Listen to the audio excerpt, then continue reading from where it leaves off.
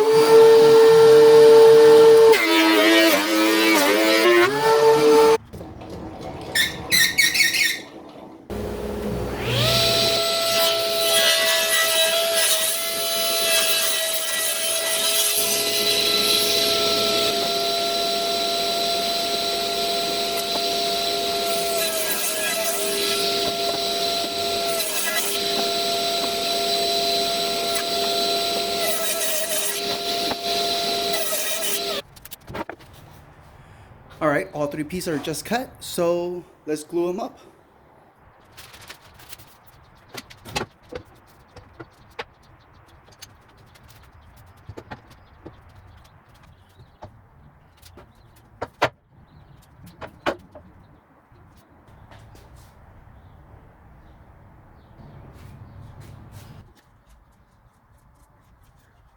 All right, now these tables will be placed outside, so therefore they're going to be exposed to the elements, rain, water, etc. They're going to be right next to a pool. We have to use the green Type Bond 3. Apparently it is waterproof or water resistant, so this glue performs better when exposed to water. So you got to make sure you use the right glue depending on the project. All right, I'll be using my roller, and because this glue already dried up on it, we got to remove this excess dry glue.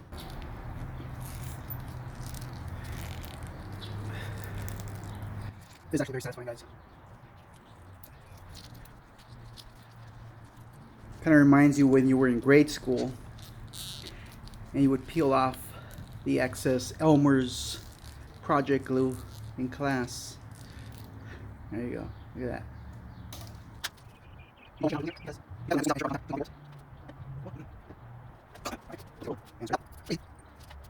want to get glue on the edges because if there's going to be a joint failure, most likely it'll occur on the very edges. Got a nice little thick coat. Most of it will be squeezed out, but that's okay. That's exactly what we want. If you notice, I didn't use any dominoes or biscuits to join these boards. That is because they are relatively flat, so we don't need any fancy methods to join these boards. Let's clamp them down.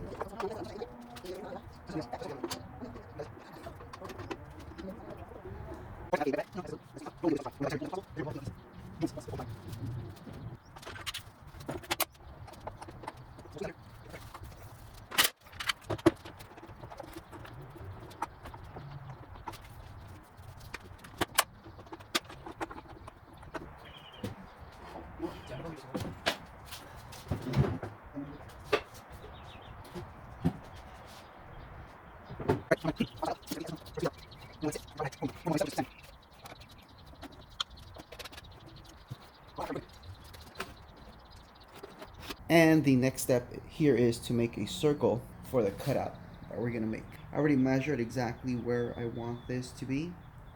So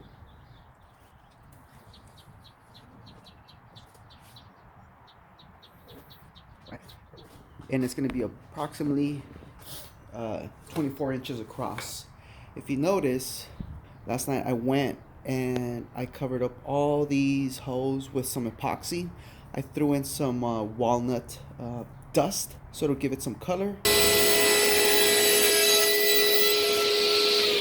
Alright, so I made a very simple jig here. I'll be using a bit there that is right at the line. So I'm going to make a slight plunge cut, maybe about, I don't know, maybe a 1/4 inch deep. And then after that, I'm going to take a different router bit, and it's called a flush trim bit, so it'll essentially trace the cut I'll just make to ensure I have a perfect circle. By the way, I'm using this makeshift circle cutting jig because the one I have is simply not long enough to give me the cut I need.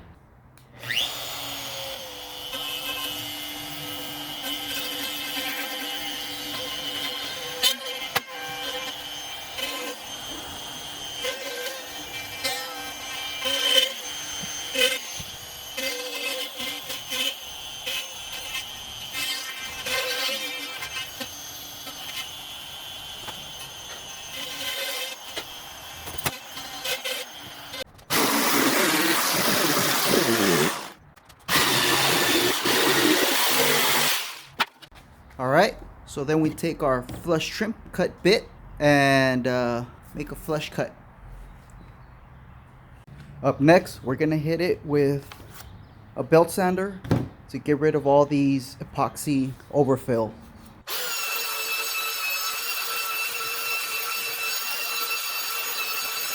Now let's hit it with some 150 grit sandpaper, and then we're going to hit it with a 220 for the final sanding.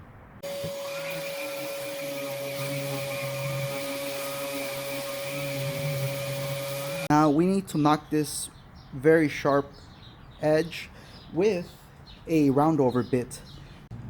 Alright folks, here.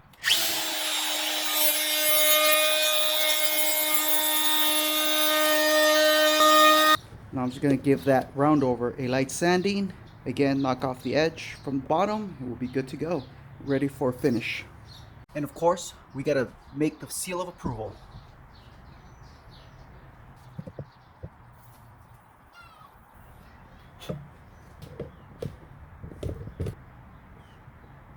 Alright, this is the finish we're going to apply. It's a clear finish by Varathane, outdoor oil-based finish. I'm going to do the bottom first.